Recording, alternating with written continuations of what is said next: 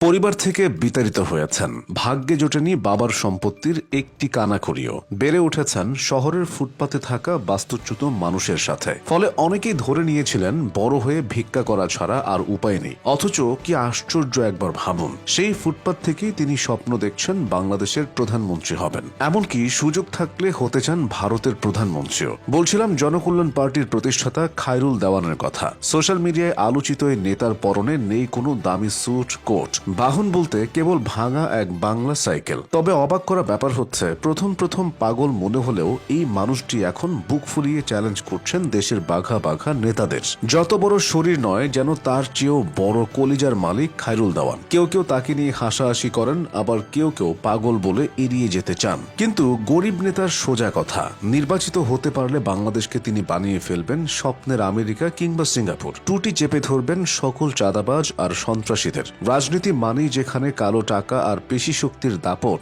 সেখানে খায়রুল দেওয়ান লড়ছেন সম্পূর্ণ খালি হাতে। তাও আজ নতুন নয়, প্রায় ২০ বছর ধরে রোদে পুড়ে বৃষ্টিতে ভিজে তিনি রাজনীতি করছেন শহরের নানা ফুটপাতে।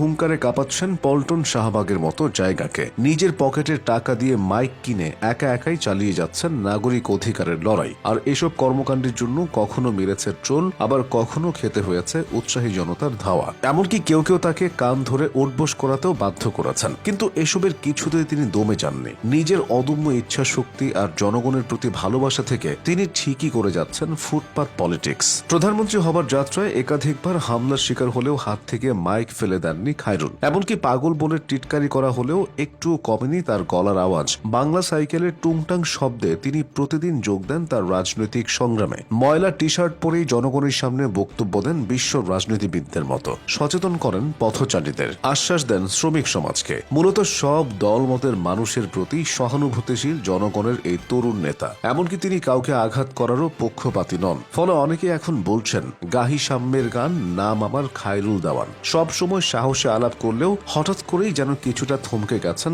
অকুতোভয় এই রাস্তার রাজা। যে খায়রুল এতদিন কাউকে পরোয়া করেননি, নির্বাচনের ঠিক আগ মুহূর্তেই তাকে গ্রাস করেছে এক অজানা আতঙ্ক।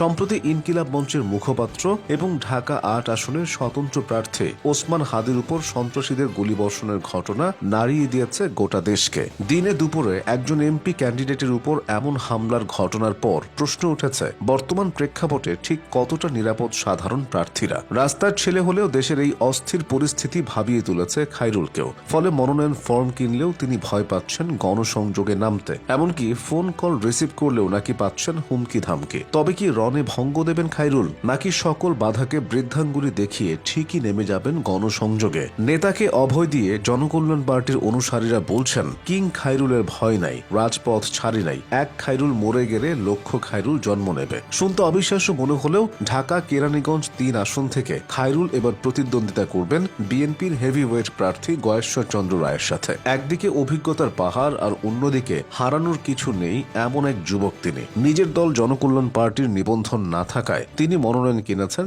জনমুক্তি জোট থেকে। হাই ভোল্টেজ এনার্জি নিয়ে প্রতিপক্ষকে যেন পাত্তাই দিচ্ছেন না খায়রুল। তার সরল বিশ্বাস, আল্লাহ সহায় থাকলে এবং জনগণ পাশে দাঁড়ালে টাকার বস্তা আর পেশি শক্তিকে হারিয়ে ধানের শীষের জায়গায় বিজয়ী হবে তার প্রতীক। এখন দেখার পালা, ফুটপাতের এই লড়াকু সৈনিক সংসদে তার ভাঙা সাইকেলটি পার্ক করতে পারেন কিনা।